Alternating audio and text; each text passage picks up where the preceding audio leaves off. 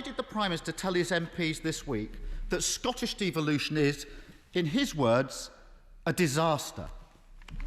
Prime Minister.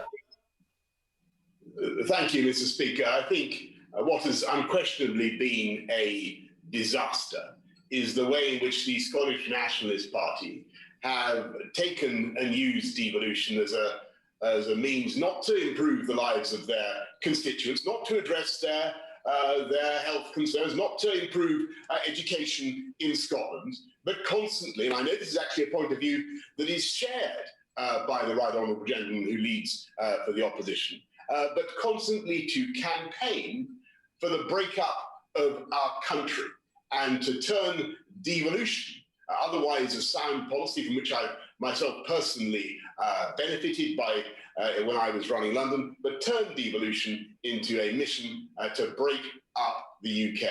And that, in my view, would be a disaster. If he doesn't think that would be a disaster, then perhaps he could say so now. Could I just say it's the Scottish National Party, not the Nationalist Party. Otherwise, the phones will be ringing longer than I'm so sorry.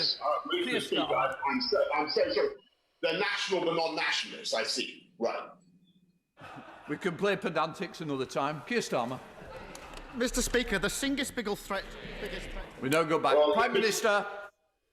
I mean, Mr. Speaker, I think it's Tony Blair himself, the former Labour leader, who has conceded that he did not foresee the rise of a separatist party in Scotland. He did not foresee the collapse of Scottish Labour, Mr. Speaker. And I think the right honourable gentleman is quite right. There can be great advantages in devolution. And I was very proud when I was running a devolved administration in London to do things in which I passionately believed, like improving public transport and fighting crime and improving housing for my constituents. And we had a great deal of success. And what disappoints me is that the Scottish National Party, Mr. Speaker, by your ruling on their correct name, the Scottish National Party, Mr. Speaker, is not engaging in that basic work. Instead, they are campaigning to break up the union, an objective that I hope the Leader of the Opposition will repudiate.